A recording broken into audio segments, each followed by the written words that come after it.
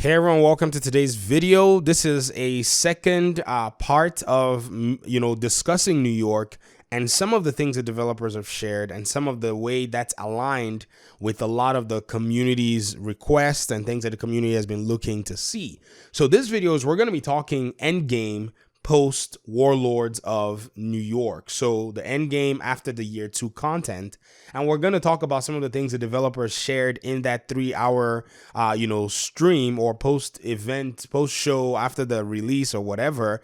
And we're going to be reacting to how these things seem like they're going to land in the game. So right off the bat, I just want to tell you that these changes are number 1, exciting. Number 2, sufficient, in my opinion, for what an end game should be if it's actually implemented the way that they've said it. And then number 3, I think it provides room for the division to continue to expand, because this game is the most unique game in the looter shooter category. I know many people might, I don't know if they'll disagree, but there is no other looter shooter that has like 5 of the main unique selling points of the Division 2, which I'll make another video pointing out the unique selling points that I actually do see and recognize that sets the division apart, that many games are going to have to work too hard to try to match or even compete without making themselves even look like a copycat. But let's keep that for a separate topic. Let's jump into endgame. So many people have been asking, so what's going to be this level 40 stuff? What's going to be the level 30 stuff? How's New York and how's DC going to be? According to the developers, once you jump into the game and you get the Warlords of New York, you can make your way immediately to New York City with your character. And the first thing that happens is you have to beat the story mode before you can even return to DC.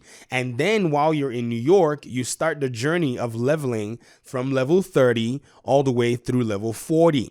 Now, gear score is going to be in DC all the way through gear score 500 to 515 at World Tier 5. This is where you're going to see the difference in terms of your gear and a new power cap to pursue.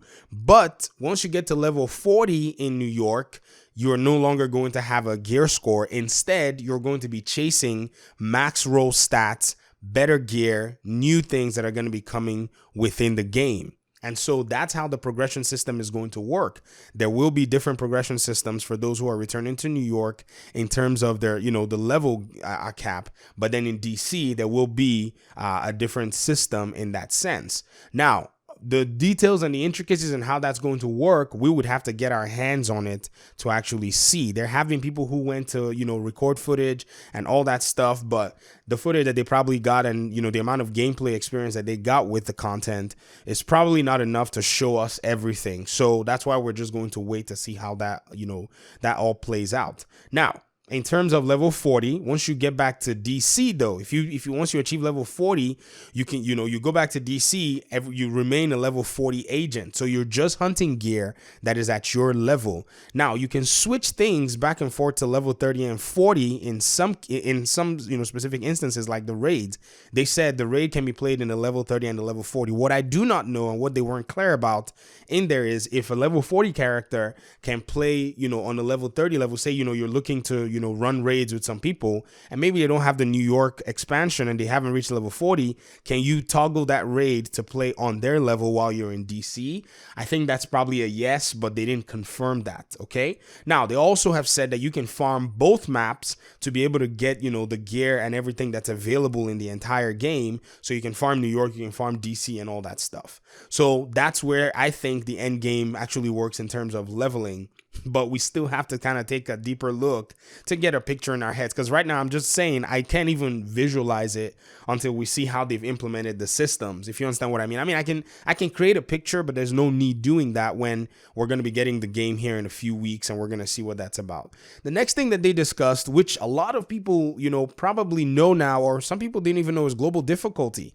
Now this is, in my opinion, where endgame is going to actually work. This is the kind of hardcore mode that I was actually talking about in terms of how the game gets much more cruel, but instead of implementing it in my own way, which I thought about them doing maybe a new faction that continues to disrupt your agenda in DC, they have actually taken this and made it possible for you to be able to customize your own world. So they're going to be what they call directives, and then there's also what they're going to be able, what you're going to call global difficulty modifiers. So let me explain. Global difficulty modifier is where you're able to change the difficulty of your own world from, hard to challenging to heroic. And so once you do these changes, or once you make any of these changes, the entire world is now leveled up to that difficulty, be it some, propaganda mission, or be it a hostage rescue, or be it a control point.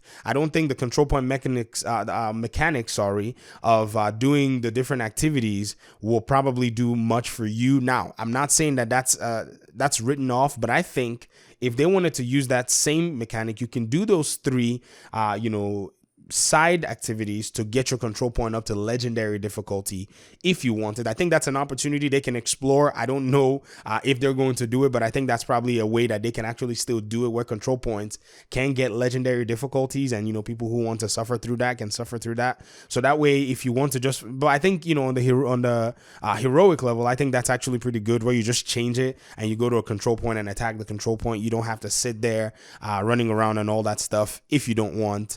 But what would they do with the activities? Maybe those activities, like I said, can level you up to legendary, control points. And now that's just for global difficulty modifiers. In terms of the other setting, which will be directives will give you a way to actually provide modifiers in the entire open world experience, including missions. And by the way, the global difficulty modifier also levels up the missions to that level as well. But then the strongholds will have legendary missions, is what they've said. I just wanted to quickly interject that. But the directives, as I was saying, will provide for you to be able to get, modifiers that, change the way you play and limit you. Now, in the stream, the developers actually mentioned, 2 or I think 3 different, possible directives that you can activate. You can activate a directive that says, I don't want any health regeneration. I just want for any activity that I do, and when I'm out of danger from, my health to not regenerate in any form or fashion, I'm just going to use, my own resources to keep myself alive while doing these activities. So maybe you can have your open world, difficulty on hard, and then you can have this modifier. If you kind of want to, stretch yourself a little bit, but don't want to go too crazy, you can use that directive. Another directive is, ammo limitation. How much ammo can you carry, or how much ammo is available to you as you're playing through missions? So this is another limitation in terms of that. Now, they have said that the directives are actually going to grant you bonus XP gains as you're using them. So maybe if you activate all 5 directives, I think he mentioned all 5,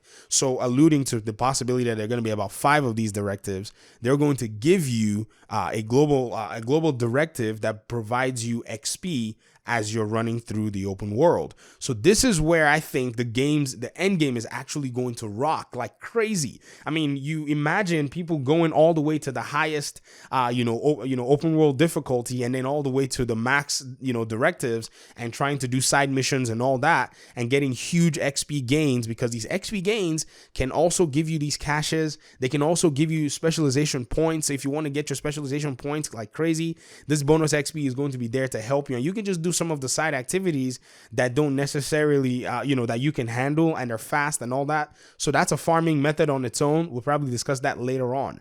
And then the next thing they discussed that I thought was interesting was seasons. All these 3 things, global difficulty modifiers, level 40 gear hunt, max level gear hunt, and the seasons, which would be a series of events that will allow for you to be able to, find new targets, manhunt targets from the Shade network. So pretty much they're going to be spawning these new bosses, and you're going to be going after them every 3 weeks. They're going to be rewards. They're going to be all kinds of fun stuff that you can do. But this is only going to happen when you unlock and complete the story of the Warlords of New York in terms of the seasonal manhunts. There are also going to be leagues, which, allow for you to be able to compete with other players who can maybe do a mission at different difficulties or different modifiers in a specific time, and that team can challenge your team and see if you can beat their time record, and then you can gain rewards for them. And so after leagues, they're going to bring up global events. Global events are from Division 1, which actually allow for world modifiers and changes the way that you play, and has a lot of rewards with it. And they're going to also be adding reward trackers. They're going to be adding ways for you to earn all these dynamic rewards. In total, with all of this stuff, what they're bringing, according to the developers, is they're going to be bringing 4 new brand sets. They're going to be bringing 10 new exotics, 19 new named items, which is inclusive of gear and weapons, and then also 2 new weapons and 2 new gear sets. All of this will also be in the open world as well, so it's not going to be relegated to just the seasons. You can farm them separately. So I hope this was, as condensed. I could throw it in there for you guys. I think, like I said in the beginning of this video, that these things all put together, the seasons, the open world, difficulty and directives, and the level 40 hunt is definitely what I feel is going to make endgame very good in the Division 2 and provide opportunities for more. There are even going to be a lot of secrets in there as well, and a whole bunch of things that we're going to be seeing, including the legendary missions and including secret factions, secret bosses that we'll probably be dealing with. I don't know if it's going to be a secret faction or secret bosses or secret kind of enemy characters, but we'll see when we get there. So that's pretty much my video for today. Tell me what you think in the comment section. I really want to hear your thoughts about all of this. Many people don't realize how much is unfolding with the Year 2 DLC, because on the surface it looks really vague, but I think they can use this to continue to keep the game alive and then drop their heavy content releases on the back end. So that's it from me. Thank you for tuning in and watching the video. Hit the subscribe button if you're a Division agent. Join the Gaming Daddy community, and I'll see you in the next video. Peace.